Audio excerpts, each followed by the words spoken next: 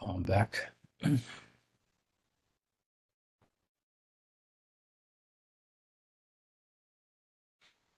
All right, everyone, get a break, okay?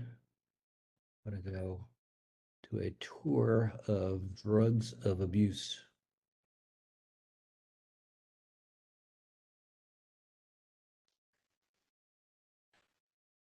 So as a general category, I think they do like test questions on all of these. I'll try to point out obvious areas which are ripe for testing as I go along.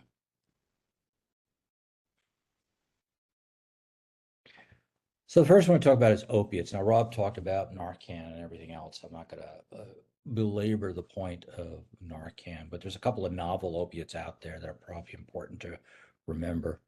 Um, Heroin, just as a reminder, was actually a pharmaceutical product produced by the Bayer Company, the same folks that gave us aspirin. Developed this around 1898, and it was sort of introduced as a safer antitussive cough medicine to replace laudanum, which was sort of the basic pain medicine available. This was an ad for its product lines from the time, which include heroin, a patented trade name by the Bayer Company.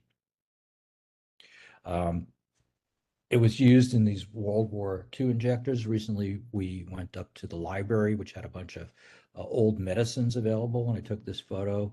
Basically, these were kind of interesting the way they were produced. They almost looked like miniature toothpaste tubes with a needle on the end, covered by a little plastic cap, and you pulled the plastic cap off, stuck the needle into your comrade's hip or shoulder, and then squeezed all the juice that's in the little toothpaste tube out to give him 8 milligrams of morphine for pain. Um, so heroin originally was diacetyl morphine. It was patented by the Bayer Company and named heroin. It was felt to have less side effects, which morphine had been around for about 70 years or so. But it quickly produced a whole bunch of epidemics of misuse and abuse. Probably the important take-home message for this, it has to do with metabolism and therefore drug detection and testing. When we look at the non-synthetic or naturally occurring opiates, these are the big three. Codeine is methylated into morphine, and heroin is hydrolyzed into 6-MAM and morphine. And when we do a urine drug screen for morphine, it basically tells us if someone was taking codeine, heroin, or morphine, and that's about it. If we're looking specifically to see if someone died of morphine versus heroin overdose, the coroner's office of medical examiner will also check for 6-monoacetyl morphine, and they will look for that. That only uniquely will happen in a heroin overdose. All of the other synthetic opiates that have come around are less likely to give you a positive on a rapid immunoassay opiate screen. The fentanyls, the only reason we get them is because they have their own rapid immunoassay. It's not done by the opioid screen, it's done by a second screen. There are screens for both oxycodone and hydrocodone, or if you, sometimes when you have significant quantities of these, it'll show up as opiate, meaning morphine. The other ones, because their structure is so different than any of these products, will not show up on either of these screens. There are some unique screens for a couple of these, like methadone, but Demerol, which is meperidine, Darvon, which is propoxyphene, and buprenorphine, which we use for treatment, don't show up on these rapid drug screens. So when someone says their opiate screen was negative, that just means that basically weren't using morphine, heroin, or codeine. It has nothing to do with a variety of other opiate or pain relieving products that are available on the market. We mentioned there are 3 opiate receptors. I think this is something that has to do, that's testable. So the narcosis, the decreased CNS and respiratory drive, is all mu receptor generated, and Narcan, of course, is a mu antagonist. The delta receptor has to do with dysphoria or sort of ill at ease functioning. It also has to do with dopamine release, which has to do with addiction. And as Rob mentioned, it has to do also control meiosis or pupillary findings. The kappa is the supraspinal cord analgesia. One of the things they might ask you is, which one is meiosis, delta, which one's the addictive property, delta for dopamine, and mu is narcosis. The other thing that comes up is the relative potencies, and these are sort of ballparky numbers. If you're switching someone from one product to another, how many milligrams you might convert them to. Like if someone was taking morphine, but you wanted to switch them back to codeine for some unknown reason, you'd have to give a whole lot more. Similarly, morphine and methadone are pretty equipotent, as is hydrocodone, which is the main ones that we use.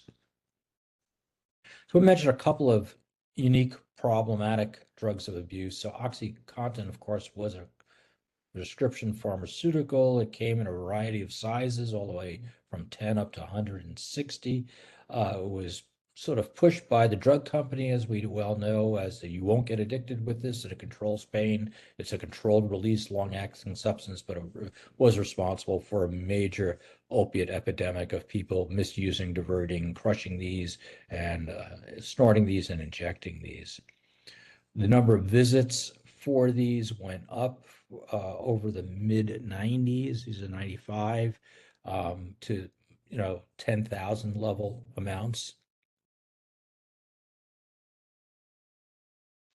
And then when they were finally, we started replacing them and started not making the larger OxyContins, not prescribing OxyContin for acute pain, using more reasonable dosing schemes for treatment, then the fentanyls sort of emerged to take their place. Fentanyls were fast acting, short acting, fast onset, less histamine release, which is probably good if we're treating somebody in an acute situation. A couple of unique things is the respiratory depression tends to peak later and last longer than the opiate effect. So although they may use fentanyl, until they start using it aggregately or cumulatively, they usually won't get sort of the risk of stopping breathing till later or repeat uses. When you use it IV, you can get chest wall rigidity. That's often a thing that's asked for in these tests, but it's usually very high doses. Typically, if you broke a long bone and you came into the emergency room, you get 50 to 100 micrograms of fentanyl. If you got upwards of 500 to 1,000 micrograms, perhaps there would be a problem like chest wall rigidity. So we use micrograms as a dose, which means nanograms diluted in the body are active, which means nanogram levels are very, very low concentrations, show up on urine and serum drug screens, which is why we had to develop these new super sensitive screens that pick up the fentanyls as opposed to the other medications that work at a different level. Fentanyl is sort of an overriding category for a variety of drugs, and these are probably not all the ones that are available. The ones that are legal medications are fentanyl, alfentanil, and sufentanil. All of those are used pharmaceutically. Usually the other ones are by anesthesia for one reason or another. Low fentanyl, 3-methylfentanyl were drugs, the first wave of fentanyl misuse and abuse. They're high potency, 6,000 to 7,000 times the potency of morphine. And then carfentanil is a legitimate large animal veterinary product that's used for buffalo and elephants, things like that to treat them in the zoos. Some of this was diverted or manufactured on purpose, and this was the ones that were sort of like the big game fentanyl. But in general, when we've done screening and detection, what's being used, most of it is just fentanyl, none of the fancy stuff. But they're out there from time to time. So that's fentanyl. Another thing that's misused is dextromethorphan. This one's obviously, if it sounds familiar, that's what's in all of the cough syrups that have the something D, Robitussin D and quercetin D and all the other ones. have dextromethorphan in it. It's pretty common in teens and even in preteens. People have cough syrups that they'll use. They mistakenly thought it acts like LSD because there's some older literature that talks about this non-existent sigma receptor, which is probably an opiate receptor, which is probably an NMDA receptor. But in large amounts, it eventually works at the mu receptor, produces respiratory and CNS depression. And so you have a child or teenager takes a box full of quercetin and they pass out and they stop breathing at a party because they've reached that threshold where the dextromethorphan actually acts like a true opiate and not just this dysphoric high that they get with lower doses of DMX. It is the D isomer of lorphernarnol, levodoramirane, which is still a little used opiate that's on the market. It's not very good at the mu receptor we talked about. It's much more dysphoric or D delta receptor. And then there's this sort of sigma receptor, which people debate its existence. It may actually be an NMDA receptor that produces even more altered mental status. The interesting thing about it, and they may give you a scenario where someone comes in and looks like an opiate overdose, but their urine drug screen shows up as phencyclidine or PCP, is because dextromethorphan very commonly produces a false positive PCP test on the rapid immunoassays for PCP that are out there. So that's a potentially testable item. Doses can be fatal or serious, greater than 10 milligrams per kilogram. Narcan probably doesn't work on anything but the mu receptor, so it may help the respiratory depression, but it may induce vomiting and aspiration. So if they're really out of it, most likely these folks, you can try Narcan, but which is what we try for everything nowadays, but more likely than not, they'll need to be intubated and have their airways protected. We talked about this. I won't belabor the point, except to say the reason that we use different doses of Narcan intranasally versus IV and IM is that the presumption is the intranasal Narcan spray will mostly be swallowed, and because it's not very bioactive orally, once you swallow it, most of that is not doing anything.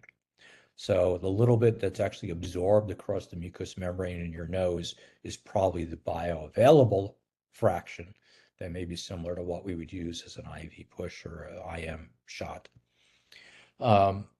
The other drug, nalmefene, I don't think it's testable, but there is a nasal version of nalmefene that's now on the market. The idea is it lasts for 18, 20 hours. And I don't know what the sort of protocols might be emerging where people may give Narcan, and if they wake up, they give them nalmefene second, or they just use nalmefene. And if they precipitate withdrawal, then they have to deal with that as a problem. Most people are not sold on the fact of resuscitation using nalmefene. People do use this for long-term blockage of opiates for people who are trying to get into opiate addiction where they are off opiates, meaning they're not on methadone and they're not on buprenorphine. But those are a very, very small number. Similarly, Trexan is an oral version of a similar drug. You can take it once a day. Usually these are healthcare workers who understand that they need to be opiate clean in order to continue to work or to get back to work, and they take Trexan instead to block, and they know if they ever try to use opiates that it won't work. So they understand that about their addiction, and that's kind of the small niche for that. Now, nalmefene onset's not bad, a couple of minutes, peaks in 5, half-life's 11 hours. I've heard up to 18 hours in a recent pitch that I heard recently, and the doses are anywhere from 0.1 to 1. Again, doses will not be asked on the test. Let me reiterate that. There's a once a month extended release formulation of naltrexone, which is encapsulated microspheres, which is like injected underneath the skin. It's used for alcoholism. You might see someone's on this. What do you do if they have a painful event, like they break a bone? You just have to use higher doses of pure opiates, like either fentanyl or morphine, to kind of get around it. They may ask about opiate withdrawal because that's part of the issue with abusive drugs is if you stop using them cold turkey, when will you go into the typical symptoms of narcotic withdrawal with yawning and goosebumps and nausea and vomiting and abdominal pain? And it varies depending on which substance is used, where heroin is sort of the fastest time to onset, although fentanyl also gives early symptoms very early on within less than 24 hours. Heroin's probably an order of a day or so, morphine's order of 2 to 3 days, and methadone is a slower thing. So the reason you put people on methadone is if you miss a dose, it probably takes 2 or 3 days before you really go into full-blown uncomfortable narcotic withdrawal. How do we treat narcotic withdrawal? In neonates, we might use paregoric. In adults, we might put them on methadone maintenance, which is giving them a fixed dose of methadone to suppress all their opiate receptors. Although more commonly than not, people get buprenorphine. In order to start buprenorphine, they have to kind of go through an acute withdrawal episode that can be precipitated because someone will come up with Narcan, or it could be they just decided to stop using and they got sick. Once they get sick enough that they feel bad, then you can start buprenorphine. And then it's okay to give them comfort measures like antiemetics like Zofran or even alpha-2 agonists to suppress sort of the tachy and hypertensive effects that they experience during withdrawal. So clonidine and even tizanidine, which works similarly, is used. And there's a drug specifically marketed for narcotic withdrawal called lofexidine. Probably won't show up on any tests because it's not really out there very much. What's unique about buprenorphine is it is a agonist antagonist and has the ceiling effect. So if you're opiate addicted or opiate user, you use more and more buprenorphine, you won't have more narcosis. You sort of hit the ceiling and you can't go any higher. Um, so it's okay. We used to worry about giving 4 or 8. Now we're starting people on 12 or even 16, and there are people that go all the way up to 32 as far as how much they need to get started. It was previously available as like a sublingual lozenge for pain control, but had a terrible bioavailability and it was used in lower doses. The Subutex and Suboxone sublingual tablets, I think, have been reformulated. These little gel form tablets you can use sublingually. I think they're usually used in 8 milligram tablets. And if you chew it and swallow it, it basically the risk is pretty low because it doesn't really have good bioavailability. However, in a child who is opiate naive, any way that they get this, they probably should be sent in for being observed because the ceiling effect for them is much higher level and they need to be watched for respiratory depression and CNS depression and risk of aspiration, even with the smallest doses of buprenorphine. Here's the full agonist and partial agonist effects of methadone. Completely saturates all their receptors, and therefore you don't have the signs of craving and withdrawal, whereas buprenorphine partially saturates them. You can't really go any higher, but it gets to the point where you will not go into withdrawal. Unfortunately, with fentanyl, we find, as we're learning, more and more people just don't seem to feel the effect of buprenorphine even at higher doses and seemingly prefer to remain using fentanyl rather than go through precipitated withdrawal, which really is uncomfortable, and then a trial of buprenorphine. A lot of people on fentanyl have already experienced buprenorphine in some form, and if you ask them, they are unwilling to go back on it. So you have to come up with some other thing that works, I think, unfortunately.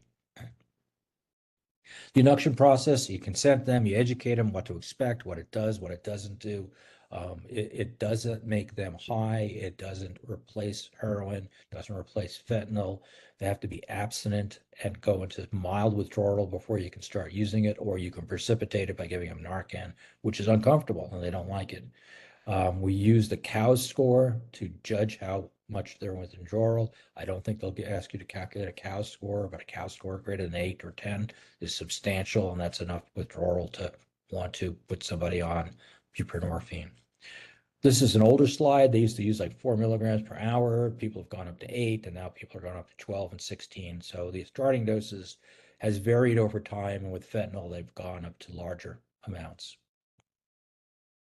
So that's part one. Part two We'll talk about GHB and other date rape drugs, which we don't see that much of anymore, which is good news, but they do show up on the test from time to time. These are the variety of drugs that I consider produce, besides opiates, that will produce coma from street drugs of use. Roofies were a benzodiazepine derivative that was around in the 90s or so. GHB, which still pops up periodically, was more of a rave drug. Ketamine derivatives seem to pop up from time to time. And then people who crash with the washout syndrome from amphetamine, methamphetamine misuse, or have been using it for many days in a row, all can present deeply comatose, hard to arouse, and it's hard to tell the difference. I think our original approach to these folks nowadays is they get in the field intranasal Narcan, maybe even IV Narcan in the hospital. But after that doesn't work, you have to start saying what else could they have taken. And to this list, I'll throw in xylazine recently because xylazine's been mixed with the fentanyl derivatives as well. So one by one, roofies were used in Europe. They were legitimate medications. They were rohypnol. They were a benzodiazepine used for sedation, sometimes used for sleep. They were, the Quaalude of the 90s. For those of you who don't remember what the Quaalude of the 70s was, Quaalude was another sedative hypnotic drug that was rapid onset and was associated with a lot of deaths and brain deaths in people who misused it at parties. It's got sedation and amnesia, and because of the amnesia part, it was used as a date rape drug. It was never ever legal in the United States, even with a foreign prescription, and it got a sort of a notorious reputation as people would slip this into people's drinks, and then they would pass out and they would have a sexual assault with that person. One of the companies tried to salvage themselves by adding a dye to the pill. So if you dropped it in someone's drink, it would turn blue, but this really didn't really help in the United States. Its onset's very fast, 15 to 20 minutes. Half-life is also very short, 20 minutes, and it's completely metabolized to CO2. So by the time the person woke up, there's nothing left to detect as far as forensic thing. And then they have people waking up in a couple of hours or so. There is a variety of precursors around besides GHB, which is gamma hydroxybutyrate, which is also available as a drug for narcolepsy. Get into that in a second. There's gamma butyrolactone. There's 1,4-butanodiol, which goes by a variety of other ways to name that same substance that people who sell it on the street have put on the bottle to try to label it. And you can see there. I don't think they would show you any of those names and say, what is this really? But here's what they used to look like. We have an empty bottle of one of these. I think it was the blue nitro one in our museum case in the conference room. But they're basically sold in these big liter bottles or Nalgene bottles and full of a green, blue, red liquid, depending on how it was marketed. What's interesting about its metabolism, butanodiol sort of became a substitute after both GHB and GBL were banned. 1,4-butanodiol could not be banned because it was used in so many chemical processes that were legitimate, but it's metabolized the same way as the alcohols that we just talked about this morning. Alcohol dehydrogenase and aldehyde dehydrogenase turns it into GHB. So it's a precursor molecule. Technically, fomepizole would prevent this. If you knew someone took this when it was just in the 1,4-butanodiol form, they would not metabolize it. They would have to wait for the 1,4-butanodiol to get out of their system. So GABA, as many of these drugs work at, is an actually occurring precursor of GHB in the brain. So GHB works at the GABA receptor. There's GABA B and GHB receptors that are stimulated. GABA B, as we're from this morning, remember, baclofen. The two main drugs that work at GABA B are GHB and baclofen. They're very similar to each other. There's a other drug called phenibut or phenibut, depending how you pronounce it, that's very similar to baclofen. It's also a drug of misuse. It's a legitimate drug in Eastern Europe and Russia, and sometimes we see it in populations that migrate from that part of the world here, and it's used for sleep and alcohol withdrawal and bodybuilding. The chloride channel is lots of things bind to it. Besides GABA, we have benzos, barbiturates, alcohol, anesthetics, etomidate, propofol. All those things open the chloride channel and make the channel more negative because chloride's a negative ion on the inside. Other drugs that are not well used and certainly not generally available, like picotoxin, lindane, actually close the chloride channel and are stimulatory, not uh, sedative medications. Again, GABA A is a fast opening channel with a chloride influx. GABA B, which works at baclofen, is a slow channel which works by potassium efflux. Again, you may ask the differences between those two. A is chloride, B is potassium. And I mentioned that this drug is available as a prescription called Xyrem. There's a new drug that just came out on the market that's being marketed as sodium-free Xyrem, which is actually the calcium oxybate. Again, they're produced by a different company. Basically, these drugs are under a REM program for risk management. The patient, his prescribing physician, and the pharmacist must be co-registered, and all prescriptions and fillings and usage are tracked through a central registry. Because of that, Xyrem has not had a significant amount of diversion for its use as a misused drug. It's used for the cataplexy part of narcolepsy, which is a sudden sleepiness that people fall down during the daytime. You can see its onset and stuff there. Ketamine, again, its sort of heyday has come and gone. It was called Super K, Special K. It was originally used a lot in veterinary medicine, ketamine. We certainly still use ketamine as anesthesia, analgesia medicine in the hospital, but apparently the rules around veterinary clinics were a little bit looser and people would steal this and then misuse it and abuse it on the street. We still occasionally see this. The original version was kind of green or purple liquids or occasional white powders put in capsules. It was called a bump, which is basically 1/5 of a gram back then. Maybe it's sold for $20. I have no idea what it goes for now. It acts like and is a derivative of phencyclidine, which is PCP, which is the other thing that might give you a positive on a PCP screen, other than dextromethorphan, which we just talked about. Ketamine is a dissociative anesthetic. It basically makes you not think about or react to anything that's painful, but you may be relatively awake, having mild auditory and visual hallucinations or illusions. There's a significant amount of nausea and vomiting associated with it. There are eye jerkiness to it, as well as skin muscle mild jerks as well. And we use it in children, let's say, to do a suturing procedure that ketamine actually works pretty well to keep someone still for 15 minutes to sew up a facial laceration. We have to warn their parents that their eyes are going to be bumping around on their head like they're a zombie and they're going to maybe having funny jerks about them. And we always have suction available in case they start to vomit to be able to turn them over to their side. It doesn't last very long. That's why we use it for sewing up small lacerations. Usually after an hour or so, the person who's gotten it can go home. But it's sometimes diverted and misused in larger doses than that. And people taking it sometimes can be out for as long as 12 hours. So third part I'll talk about are stimulants. I think we're pretty aware of cocaine, methamphetamine, and ecstasy. We'll mention a few things. Cocaine, of course, has been around for a century or more. It was written about by the early writers such as Freud and whatnot as being helpful for wakefulness and whatnot.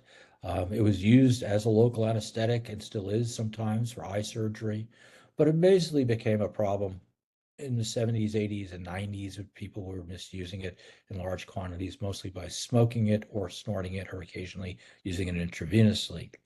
It tends to have a significant degree of tachyphylaxis, and they may throw that word in there to say, what's a good example of a drug that has tachyphylaxis? Cocaine is one, where higher and higher doses or repeating doses produce less of its desired clinical effect, that is the feeling of being euphoric or high, but you still have rising plasma levels and rising physiologic response such as tachycardia, hypertension, which could be a problem in a variety of organs with heart attacks and strokes, and seizures. So it works by blocking the uptake of norepinephrine and also dopamine. Here's a adrenergic neuron with norepinephrine as its neurotransmitter. The norepinephrine is reuptaked by a reuptake mechanism. Cocaine blocks that. It's got CNS and cardiac stimulatory effects. It increases circulating catecholamine, so therefore it feels like you're on adrenaline. That's the purpose of people using it. But it also blocks dopamine as well as norepinephrine. And dopamine, through a variety of circuits in the brain, it's what's responsible for the craving effect that happens. And opiates do this through the kappa receptor. Cocaine does this directly through dopamine reuptake blockade. And the more you use, the more you want to use it. Your brain wants to be saturated with cocaine because those dopamine receptors are now blocked. Two things that show up as far as drug testing are it's metabolized in both the plasma and the liver by cholinesterases. Drugs that inhibit cholinesterases, such as organophosphates, will decrease the metabolism. Drugs that can be used as a cofactor for the cholinesterases, such as alcohol, may produce a different metabolite, such as cocaethylene, which is the ethyl substitution for the methyl ester. That's ecodine methyl ester. Now, whenever someone's drug screen is positive, it's never positive for cocaine. It's positive for cocaine metabolites. And it's either one or both of these that are tested. Most likely it's the benzylicogine that's attested for in its metabolism. More comprehensive drug screens, of course, will get both. Some specific drug screens will get the cocaethylene. Typically, cocaine short acting, cocaethylene is not so short acting. So if someone's drinking all night and using cocaine, they have a sustained sympathomimetic toxidrome that lasts longer than the typical 45 minutes to an hour projected use of just cocaine alone. And they can have cocaethylene still present in their system 12 to 24 hours later. The theory was that cocaethylene may be responsible for what was termed like next day awakening problems, like people wake up with chest pain or wake up with an acute MI or wake up and have a seizure the next day on the way to work. They felt it was the cocaethylene that's probably the putative agent that was causing that rather than the peak cocaine that was happening by itself. Otherwise, you'd expect those things to happen immediately upon snorting or smoking cocaine. Its half-life is 150 minutes. It's more likely to cause the seizures and these late cardiac effects. So how do people using cocaine present? Basically, sympathomimetic toxidrome. They can present with severe hypertension. They can present with a chest pain syndrome. It's very hard to sort out if they're having an acute MI or not, although we have lots of tools like troponins that help us nowadays. Or they can present with either atrial or ventricular arrhythmia. Sometimes they have aortic dissection from hypertension. Sometimes they can even get a chemical or drug-induced myocarditis as well. The cocaine and cardiac ischemia was well studied, dozens and dozens of studies throughout the 80s and into the 90s. Cocaine itself will, usually in association with tobacco use, create coronary vasoconstriction. Vasoconstriction is also associated with thrombosis and vasospasm. And so you could take these people to the coronary cath lab, and they will indeed have stenosis and thrombosis in their coronary arteries, and they need the same attention to being brought to the cath lab as anybody else who has chest pain and EKG changes. Unfortunately, when these people are finally cathed and looked at, often they have normal or minimally diseased coronary arteries because in general, at the time they were younger. They were 20 to 30-year-olds rather than people who were 50 and 60-year-olds that we were taken to the cath lab with, intrinsic coronary artery disease. So how do we treat it? So there's a couple of things that are sort of like classic, don't do this. And that the big one is don't use beta blockers to treat their hypertension. Don't use beta blockers to treat their post-MI hypersympathomimetic thing. This has gone through a little bit of controversial, and there's a bit of a East Coast does this and West Coast does that sort of argument that goes back and forth. I think for the purposes of a test, without getting too deep into the controversy, the truth is that with cocaine, and I'm not going to generalize this to other sympathomimetics, but clearly with cocaine, beta blockers will increase coronary vasoconstriction and therefore decrease oxygen delivery and glucose delivery to the heart.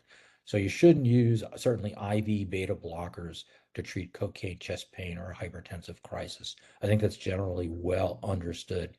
The question is whether someone who's a cocaine user could get an oral beta blocker is a little bit different because the peak onset of the beta blocker is usually a little delayed when the cocaine is wearing off. I think nitroglycerin's okay. We use less of that nowadays for blood pressure control. But really the key to all this is using benzodiazepines aggressively. And this is also, we'll talk about amphetamines in a minute, holds for that as well. Um, Basically, if they're hypertensive, the first drug of choice is to give them benzos, Versed, Valium, Ativan, whatever you choose, and repeat it in 2 minutes, and repeat it in 2 minutes, and repeat it in 2 minutes until you get them to a place where they need to be. And often the doses are scarily high for what you would otherwise use these benzos for, but that's what they need. They're having this adrenergic crisis that you need to calm down with a sedative drug, usually a GABAergic drug. Same thing for a lot of the CNS effects. I mean, seizures, benzos are the first line for seizures. That makes sense. It's easy to say that's the right thing to do. If they're having a hypertensive headache, again, benzos may be the right thing to do as well. There are weird things that happen, such as cerebral vasculitis, which is more of a chronic inflammatory thing, for which obviously you would need to get neurology involved, and sometimes steroids are involved with that. But this other phenomenon called crack dancing, which was in the 90s, it was produced lesions in the basal ganglia, producing an acute chorioathetosis, where they have these twisting movements of their fingers and hands typically. It's kind of like this slow writhing movement that looked like they were dancing or pantomiming something. It's short-lived. It goes away when the cocaine goes away. Certainly benzos can help the person tolerate it because it can be scary if you've never had it or seen it before. So benzos, benzos, more benzos is the first line for cocaine. Now, cocaine does some other things that we need to get aggressive with. If they're having hyperthermia and rhabdo, we need to cool them off, sometimes dramatically so, with ice packs and internal cooling sometimes. People who smoke it have developed pneumothoraces. Obviously, those need to be decompressed with a needle. People get ARDS from smoking, mostly from the heat of the cocaine that's required to basically heat it up enough to smoke it. They get a thermal injury to their lungs and also a chemical injury on top of that. They just need great aggressive pulmonary care. And a lot of times they'll have an acute psychotic episode, which those are the ones that I think it's fine to use the Haldol, droperidol drugs on. I personally am not a fan of the quote B52, which is like Haldol, droperidol, Benadryl, and Valium or Ativan or Versed all mixed together. It's like, what are you really treating? If it's an acute psychotic reaction, then use an antipsychotic med. If it's an agitated norepinephrine-driven delirium, then use benzos. So these are the things that we use. Benzodiazepines keep doubling, tripling as high as you need to go with these. Dopaminergic activity, if they're having crack dancing or psychosis, I think Haldol, droperidol would be okay to throw in the mix.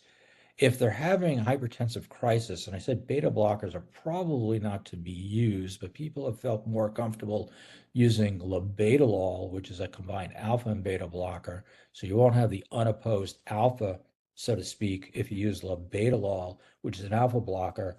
Although, again, the East Coast purists on this say no, no beta blocker is safe. Labetalol is used a little bit. So I don't think you'll be asked about that. The bottom line is pure alpha blockers like phentolamine may work, but they're hard to find.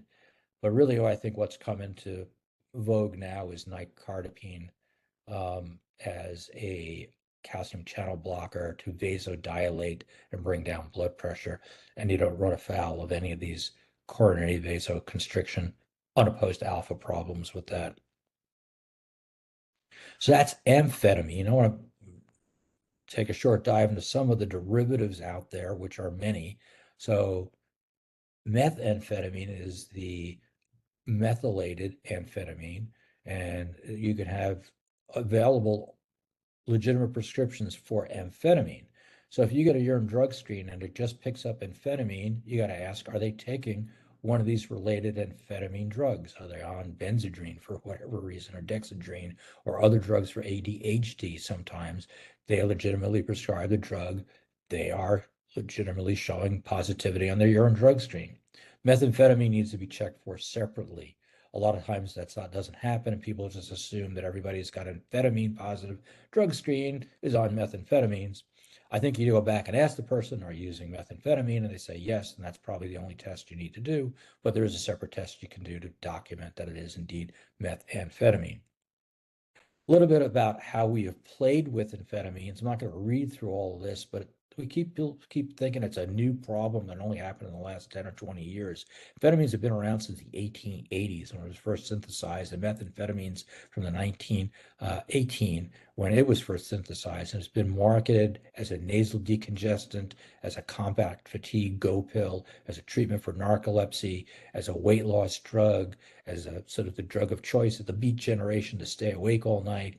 And it wasn't until years after all of that in 1959 when the FDA actually changed it from being an over-the-counter benzodrine inhaler for nasal congestion to being a Schedule II drug.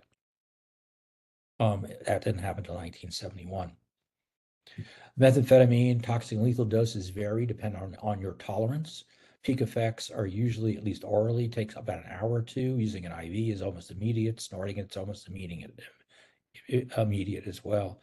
Half-life is dependent on urine pH. So people over the years have played with their urine pH by alkalizing it to make it last longer and taken other substances to make its metabolism slower, sometimes pesticides, which inhibit those cholinesterases.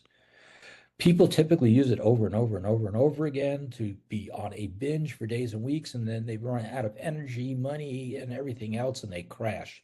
And I mentioned earlier what looks like a comatose patient can actually be methamphetamine or amphetamine washout or crash syndrome, where all of these adrenergic stimulatory are gone. They're hypersomnolent. Sometimes they use extra medications to get them to sleep. They may take a benzo. They may take other over-the-counter sleeping pill. They may take Benadryl, any of those. And often their drug screens light up with 3 or 4 different things. They're positive for benzos, barbs, amphetamines, and opiates, because they've been using other drugs to get them through the crash. Now they're hypersomnolent for 24, 48 hours or longer sometimes, and they get the full comatose workup with head CTs and drug screens and everything else, and admitted to an ICU, and sometimes even getting intubated for respiratory support during this period. Methamphetamine is alpha and beta stimulatory drug. It's also a more potent dopamine reuptake inhibitor, so more likely than the cocaine and even amphetamine to be stimulate that craving that creates the addiction behavior. But unlike cocaine, it doesn't really have a local anesthetic effect. This is sort of the diagram of cocaine versus amphetamine, methamphetamine, as far as its reuptake on dopamine goes, and its effect on dopamine and norepinephrine. The central dopamine pathways are many. They can cause a Parkinsonian-like syndrome sometimes of people who are overusing it, with tremor, cogwheel rigidity, and this paucity of movement, which is what happens in Parkinsonian. But there are derivatives that are notorious for precipitating acute Parkinsonian. There was an opiate derivative called MPTP, which was a Demerol derivative that was used in like the 80s, briefly produced these severe dopaminergic depletion Parkinsonian symptoms that were irreversible at the time. Chronic stimulants abuse can kind of start looking like this, where you end up with chronic depletion of your dopamine stores, and you won't look like a full Parkinsonian patient, but you will have that kind of paucity of movement, slow response times, anorexia, craving for the drugs, and sort of the super sensitivity to any sort of dopamine stimulant that can come afterwards. The sort of repetitive, stereotypical behaviors, the hung up, so to speak, behaviors, which is where the origin of that word comes from, is that someone would like just be doing the same thing over and over again. They were just dancing or playing the drums or doing something which causes a small loop of repetitive movement. Most of those are felt to be dopamine overstimulation effects, along with hypertension tachycardia. We can see the same problems we saw with cocaine, rhabdo, a lot of it, hyperthermia, seizures, hypertensive crisis, ischemia to the cardiac, renal, mesenteric, or the brain, any tissue that's perfused by blood vessels that goes into vasospasm potentially can have an infarct or low flow state. So you can have people have infarct to kidney or infarct their intestine if they take enough cocaine or methamphetamine. And there's risks for this, which we get called on and seeing a lot. People have sort of shied away from using the word agitated delirium because it misstates exactly what's going on, but they're in a super sympathomimetic crisis for which they're at risk for hyperthermia and rhabdo and acute psychosis. They're usually all mixed in together. And they just need to be aggressively treated with benzos. And for some of these, sort of the B52 approach of using Haldol and benzos and Benadryl all at once may make a little bit sense because these people are really, really out of control and need to be brought under control, both mentally and physiologically, as quickly as possible, or they're at risk of sudden death. Benzos are preferred if you can get them in, but you need an IV. Sometimes that's not possible. Propofol would be a next choice, although people are using dexmedetomidine now, which I don't think is a bad choice because it will slow your heart rate down and drop your blood pressure, but it's not an anti-epileptic drug like benzos clearly are and propofol probably are because both of those work at the GABA receptor. Second. If they're having behavior psychosis, I think it's perfectly fine to use a medium to high dosage of Paradol or Haldol as well. All controversial, I guess, is you won't be asked for specific doses or specific choices, just to recognize the gamut of agents that can be used for sympathomimetic toxidrome from drugs of abuse. I alluded to the washout syndrome, very common with methamphetamine, less common with cocaine, but does exist. It's this prolonged hypersomnolence phase with increased REM sleep and hypotension. These are the mollies or molecules or ecstasy. I mean, each one of them are a little bit different. They've come along. This is what they look like on Arrowhead, which is an interesting website to go check out. It's a little pill press with different designs and different colors. The original ecstasy was MDMA, methylene dioxymethamphetamine. Its close cousin, sometimes called Eve, is methylene dioxyethylamphetamine. Some of these had some brief legal uses for psychotherapy. They can be sold nowadays as ecstasy or PCP or LSD, and some of them are even look very similar to mescaline, but they all have a hallucinogenic quality besides a sympathomimetic quality to them. Mescaline, which is a drug of abuse in its own sense, is a hallucinogenic component in the peyote cactus, which is this little stubby cactus. It's got 3,4,5 trimethoxyamphetamine as the chemical in it. So it's an amphetamine thing. The methoxy groups make them more hallucinogenic. 3-methoxy groups make it pretty potently hallucinogenic. But there are other ones out there. I'm not going to read all these. There's a dyes and tries and monos and brominated and whatever diversions of amphetamine and methamphetamine out there that are all sold as mollies or ecstasy or a variety of other names and substances. Here's kind of what they look like. Some of them go by these kind of alphanumeric names like 2CB, 2CT. Some of them are sold. LSD is probably just LSD, which is mostly disappearing nowadays. This is sort of our local variation. DAW, this was synthesized at Reed College. The 4-bromo-2,5-dimethoxy, methoxy groups again, amphetamine. It has to be debrominated, so that has to be taken off the bromine part to make it 2,5-dimethoxyamphetamine, which is similar to those other molecular ecstasy-like drugs. So it's got a slow onset, long duration, and very hallucinogenic, similar to trimethoxyamphetamine, which is mescaline. So they're all at risk for seizures, arrhythmias, hyperthermia, and rhabdo. They're often used in dance clubs, so they're in an enclosed, hot environment where it's easy to have enough energy worked up to get even more hyperthermic from these. Um, the regulation was in the 1880s through the Controlled Substance Analog Act. However, there's all sorts of chemical substitutions that allow people to go around these, and we need to mostly do a send out to either DEA Tox or NMS to find out exactly what someone's using if it seems unusual for the drug or the clinical picture. A couple other drugs we've used, cath is from the plant Catha edulis. It's a leafy shrub from the Horn of Africa. It has cathine and cathinone, which is the ketone of caffeine, along with some norepinephrine. They're all very strong alpha agonists with CNS stimulation. You don't hallucinate on these, but you have hypertensive crises, infarcts, and strokes. Unfortunately, due to the alpha agonist effect, the treatment would be benzos and perhaps alpha blocking agents like phentolamine. Methcathinone is the chemical derivative from the cath plant. This apparently is very easy to make from over-the-counter medications, and it looks like amphetamine psychosis, and paranoia. Its first big problem was upper Midwest, like Michigan, in the 90s.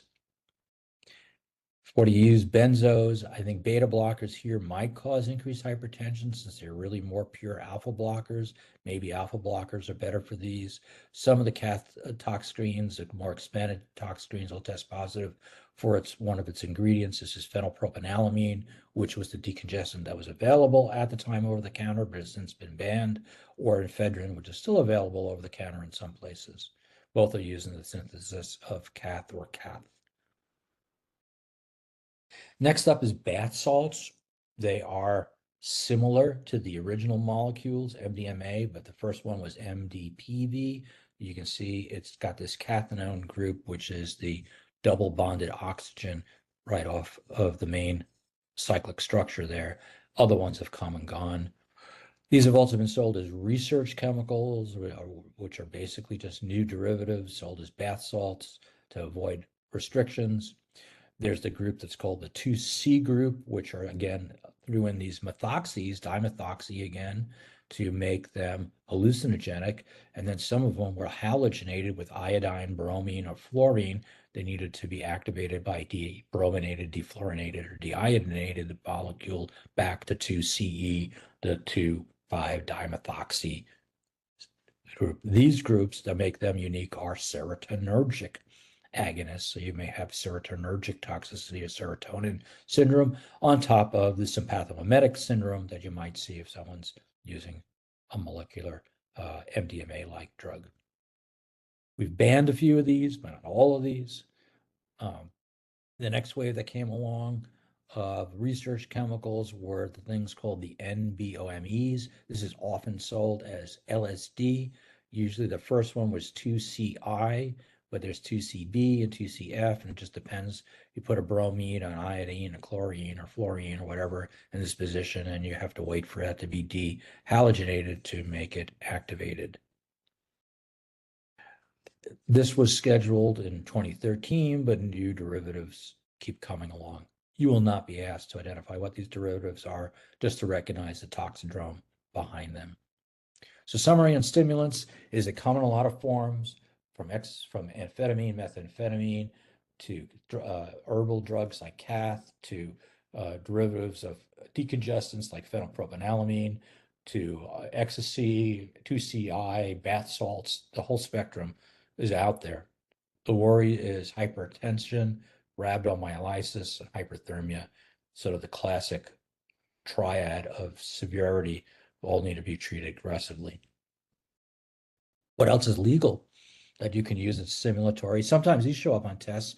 Bitter orange extracts have synephrine with N-methyltyramine, octopamine, and synephrine in it. All those are legal things that produce a stimulatory high. And of course, we have good old caffeine. People are selling caffeine more than just a Starbucks drink or a coffee drink, but super caffeinated pills and super caffeinated baking powder that cost fatalities both locally and around the country because the doses have gone up to gigantic amounts. Again, it's a sympathomimetic toxidrome. We'll talk a little bit about that tomorrow. Lastly, if I got a few more minutes to go, I know I'm running towards the end, marijuana. It's been around a long time. It's legal in a lot of places. The main compound is delta 9 THC. There's a delta 8 THC, which is also being sold, that may be equipotent but not detected by all drug screening things. Um, it's highly lipophilic and protein bound, so it gets into your deep tissues, and you can test positive on a drug screen for a very long time if you're a chronic THC or marijuana smoker. Smoking is very fast onset, ingestion is very slow onset. Sometimes people who are expecting to get high from ingesting it but never ingested it before get impatient, and after a few minutes eat more and more and more, and then all of a sudden everything kicks in and they get pretty scared. The bottom line, it's pretty hard to die just from marijuana or THC. The LD50 is felt to be like upwards of 1900 milligrams per kilogram. In a one monkey experiment, they concluded that monkeys could not be killed using as much as 9,000 milligrams per kilogram. But it's metabolized by 2D6, which is where almost every other psychiatric medication, antidepressant, antipsychotic medication is metabolized. So it's going to interfere with those drugs and cause interactive side effects, perhaps. It crosses the placenta. It can show up in breast milk, but in small quantities. It can test positive for days after infrequent use or months in habitual users.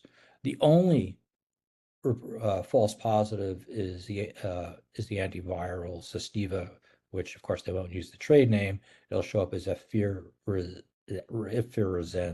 as a positive, false positive. What does it do? We've had calls. People are slow cognition. They have lost these different with memory and coordination and performing tasks. There's a whole argument whether it's an appetite enhancer or induces hyperemesis syndrome. It's probably true in both of those. It just depends on how much you use and how chronically it is. It actually is a cardiovascular stimulant, so they show you a set of vital signs in someone who is altered but not unconscious. Think marijuana slash THC. A lot of debate about what it does and doesn't do as far as psychiatric predisposition. It's often said to be associated with an increased risk of acute psychosis, but it may just be that people who are emerging psychosis use this to self-medicate to suppress their psychosis. So it's a chicken and egg phenomena that we still haven't quite worked out. What else is there besides marijuana? Well, there's fake marijuana. There's spice sold in these little packets as either spice and K2. Originally, it was by John W. Hoffman, was a chemist at Clemson. He was looking legitimately with research in cannabinoid 1 and cannabinoid 2 receptor agonists, antagonists, and decided, probably a bad choice on his part, to start naming the compounds JWH1 and JWH2. And he made a whole bunch of these compounds and published them in obscure journals. And his obscure research, unfortunately, was discovered by other people who started figuring out which ones were the best ones to, quote, get high with. And these JWH compounds were the first synthetic cannabinoids that hit the market. And these were some of them, JWH18 and JWH81. Again, don't worry about the names. You will not be shown these names. There's many, many, many others. They all have variable presentations. Some people have severe panic attacks with them.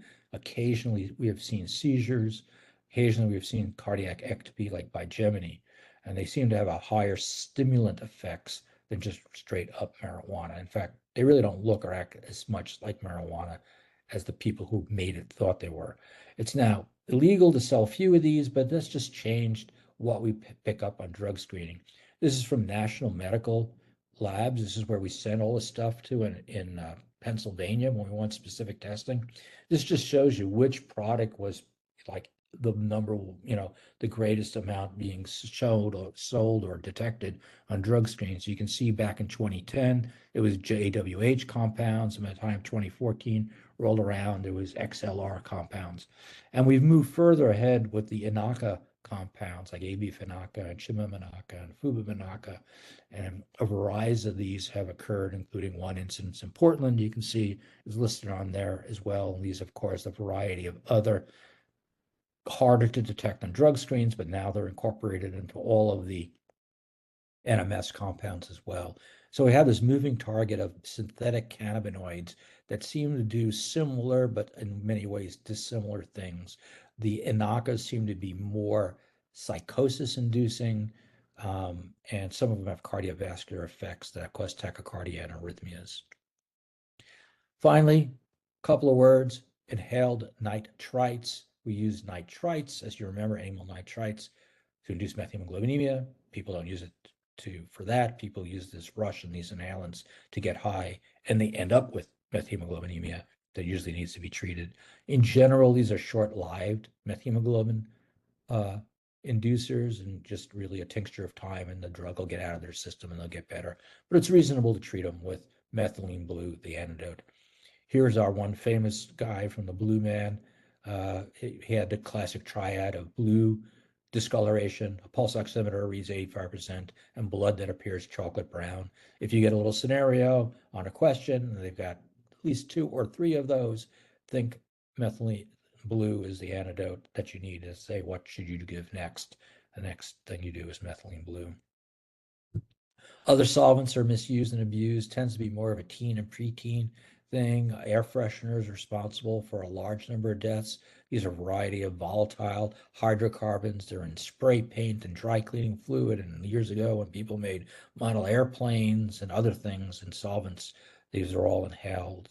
The big risk of these is sudden sniffing death, or 6 steps and die syndrome, where people are inhaling more likely the chlorinated hydrocarbons that sensitize the myocardium to sudden adrenaline or epinephrine surges. So someone may be sitting somewhere thinking they're not any place where they'll be discovered, sniffing on a varnish or a gasoline or a typewriter correction fluid or some other fluid that they bought online.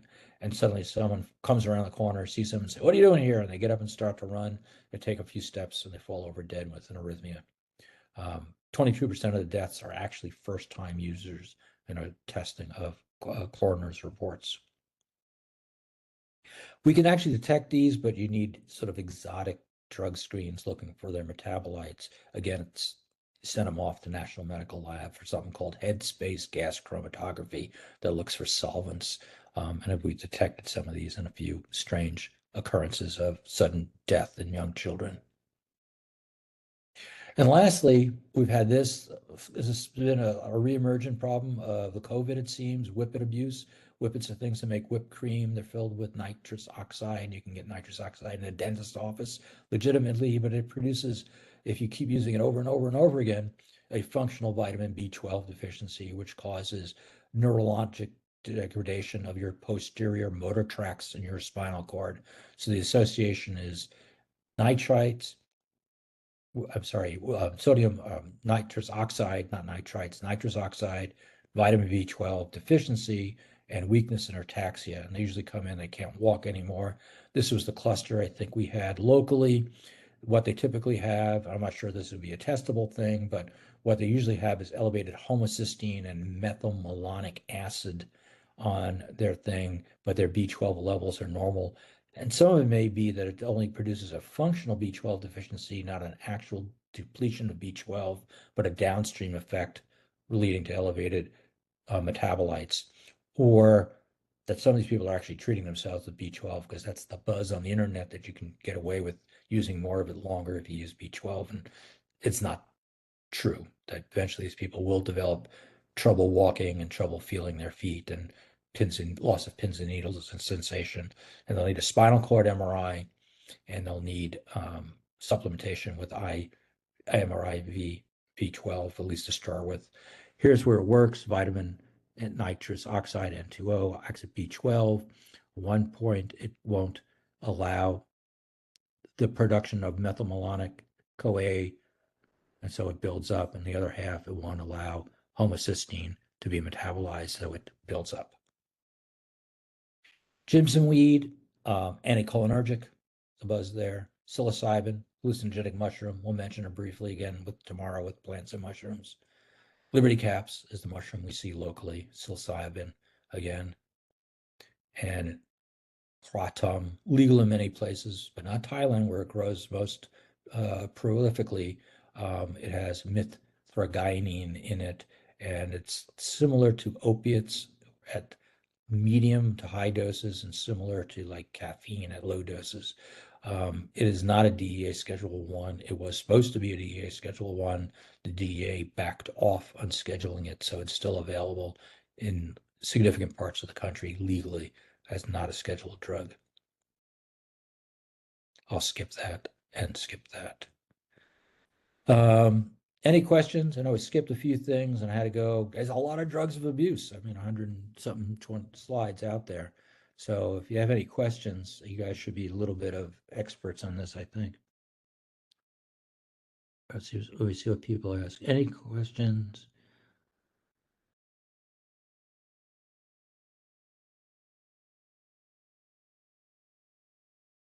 Oh, for some reason it said what I was gonna. For some reason it's recording my voice. Here we go. All right.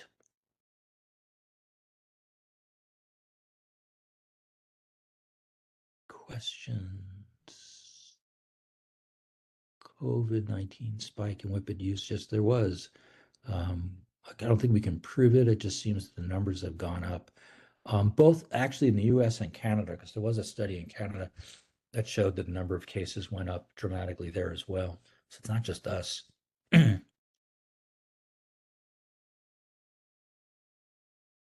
Yes, every teenager is looking at Arrowhead and Reddit and things that I don't even know what they're looking at, because there's a lot of stuff out there.